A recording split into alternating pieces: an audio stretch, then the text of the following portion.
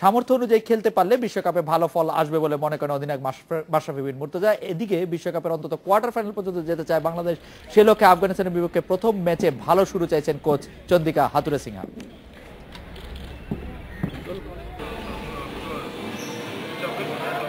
বৃহস্পতিবার ছিল না প্র্যাকটিস সেশন। অস্ট্রেলিয়ায় যাবার আগে শেষবার ফিটনেস ট্রেনিংয়ে সময় কাটান স্কোয়াডের সদস্যরা। ইনজুরির কারণে 2011 বিশ্বকাপে ঘরের মাঠে দর্শক হয়েছিলেন মাশরাফি। 4 বছর পর বিশ্বমঞ্চে ফিরছেন দলের কান্ডারি হিসেবে। আমার একই গোল নিয়ে আমি যাচ্ছি যে প্রত্যেকটা ম্যাচ যদি খেলতে পারি ইনশাল্লাহ সুস্থ থেকে, তো প্রত্যেকটা ম্যাচে কন্ট্রিবিউট করার চেষ্টাই হচ্ছে আমার গোল। বিশ্বকাপে কোয়ার্টার ফাইনালে যাবার সুযোগ আছে বাংলাদেশের। সেক্ষেত্রে আফগানিস্তান, স্কটল্যান্ডের পাশাপাশি বড় দুটি দলকে হারাতে হবে টাইগারদের। কাজটা মোটেও সহজ হবে না যারা আছে অধিনায়কের। প্রত্যেকটা ম্যাচই আমাদের জন্য ইম্পর্টেন্ট। শুরুটা ভালো হলে হয়তোবা সবাই একটা প্ল্যাটফর্ম পাবে যে এখান থেকে আবার বড় ম্যাচগুলো আসছে। তো আমার মনে হয় যে শুরুটাই বেশি ইম্পর্টেন্ট, বিশেষ করে আফগানিস্তানের ম্যাচ। এ বিষয়ে কথা বলতে আমাদের সঙ্গে যোগ দিচ্ছেন বিসিবি টুর্নামেন্ট কমিটির চেয়ারম্যান জনাব আকরাম খান। জনাব আকরাম খান, আপনার কাছে প্রথমেই জানতে চাইবো টিমটিকে আপনি কেমন দেখছেন? টিমটি টিম হয়ে উঠেছে কিনা? বাংলাদেশ বিশ্বকাপের অস্ট্রেলিয়া নিউজিল্যান্ডে যেতে কালকেই রওনা হচ্ছে, টিমটিকে টিম হিসেবে কেমন মনে হচ্ছে আপনার? জনাব আকরাম খান, কালকেই রওনা হচ্ছে, টিমটিকে টিম হিসেবে কেমন মনে হচ্ছে আপনার? জনাব আকরাম খান।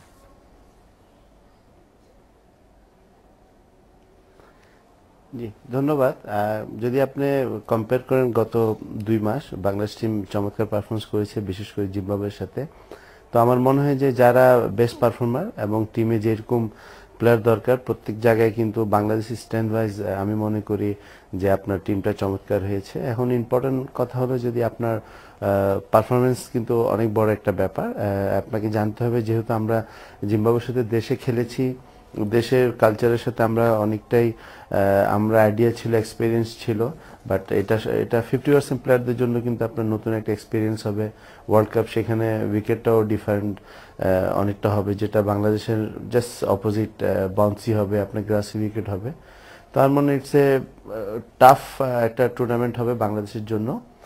যেহেতু জানেন আপনার ওয়ার্ল্ড কাপের এক্সপোজারটা অনেক বেশি, সবাই কিন্তু আপনার 100% দিয়ে খেলবে। তো আমাদের সাথে আমাদের যে জিনিসটা কঠিন কাজ হবে সেটা হলো যে আপনার প্রথমে গিয়ে ওয়েদার এবং কন্ডিশনের সাথে অ্যাডজাস্টমেন্ট করা।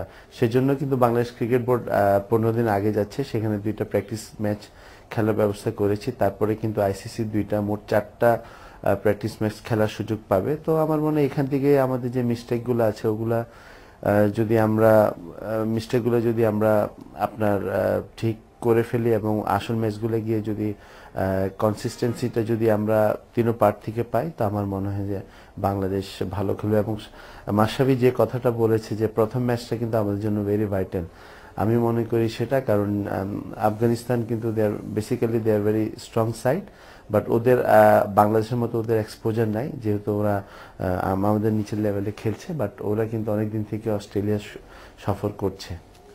জনাব আকরাম খান, বাংলাদেশের খেলোয়াড়দের আপনার কেমন মনে হচ্ছে? তারা কি এই টুর্নামেন্টটা খুব বেশি সিরিয়াসলি নিয়েছে, নাকি এখানে অনেক তরুণ খেলোয়াড় আমরা দেখতে পাচ্ছি?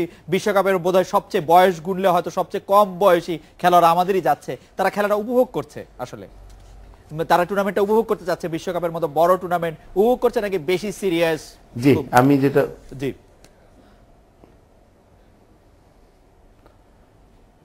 It's a very good point. আমি যেটা 50% মনে করেন অভিজ্ঞতা আছে ওয়ার্ল্ড কাপ খেলার, তাও কিন্তু এশিয়া, এবং 50% আপনার নতুন যারা এবছর যাবে, এবার খেলবে। তো আমার মনে হয় যে এক্সাইটেডের সাথে সাথে ওরাও কিন্তু, ওদের সাথে কথাবার্তা বলেছি, সবার মধ্যে একটা জিনিস আছে যে ভালো খেলার প্রবণতা আছে এবং ওরা পারফর্ম করতে চাচ্ছে। কারণ ওরা জানে যেহেতু আপনার এই পর্যায়ে গিয়ে পারফর্ম করলে কিন্তু আপনার ব্যক্তিগতভাবেও কিন্তু আপনার অনেক আপনার লাভবান হবে, কারণ যেহেতু আপনার ওয়ার্ল্ড কাপে এক্সপোজারটা অনেক বেশি। এবং যে জিনিস প্র্যাকটিসও কিন্তু সবাই সিরিয়াস আছে এবং সবাই অ্যাজ এ টিম। এবং আমি মনে করি আপনার মাশরাফি, মুশফিক, রিয়াদ, সাকিব, তামিম যারা সিনিয়র আছে, রুবেল, ওরা যদি আপনার ভালো পারফর্ম করে এবং তার সাথে যদি জুনিয়রদের কে সাপোর্ট করে, তো আমার মনে হয় যে টিম ওয়াইজ বাংলাদেশ অনেক ভালো করবে। বাট আমি আবার বলছি, first match is very important, এবং তার আগে যে 4টা ম্যাচ প্র্যাকটিস ম্যাচ খেলবো সেগুলো আমাদের জন্য খুবই ভাইটাল হয়ে দাঁড়াবে। আকরাম খান, আপনি নিশ্চয়ই খেয়াল করছেন যে ইন্ডিয়া টিম অস্ট্রেলিয়া সফর করছে এবং তারা প্রায় প্রতিদিনই খাওয়া নিয়ে একটি ইস্যু করছে, মানে সকল ধরনের নর্মস ভেঙে ইশাদ শর্মা, রবি শাস্ত্রী বাইরে বসে খেয়েছেন। বাংলাদেশ টিমের খাওয়ার ক্ষেত্রে সেরকম কোনো ইস্যু আছে কিনা, সেগুলি আপনারা আগে টুর্নামেন্ট কমিটিকে জানিয়েছেন কিনা, কোনো কিছু অ্যাড্রেস করেছেন কিনা, বা বাংলাদেশ টিমে এরকম কেউ আছে কিনা যার বিশেষ কোনো খাদ্যাভ্যাস আছে?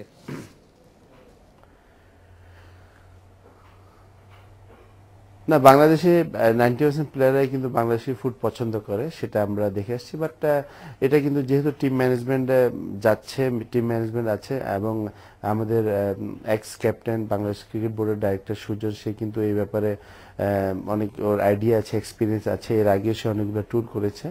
তো আমার মনে হয় যে এটা একটা ইম্পর্টেন্ট জিনিস, যদি আপনি প্লেয়ারদেরকে কমফোর্টেবল যদি রাখতে পারেন, তাহলে ওরা কিন্তু পারফরমেন্স করার ক্ষেত্রে কিন্তু অনেক সুবিধা হবে।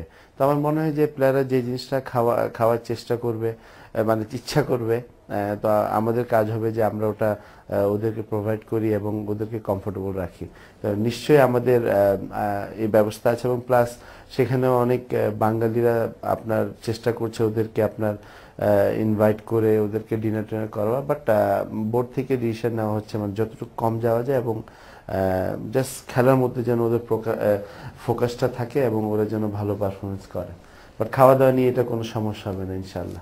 আকরাম খান, আপনাকে অনেক ধন্যবাদ এবং আপনার মাধ্যমে বাংলাদেশ টিমের জন্য গুড লাক বাংলাদেশ। এই ছিল আজকের এডিটর স্পিকে আমন্ত্রণ আমাদের পরের আয়োজন।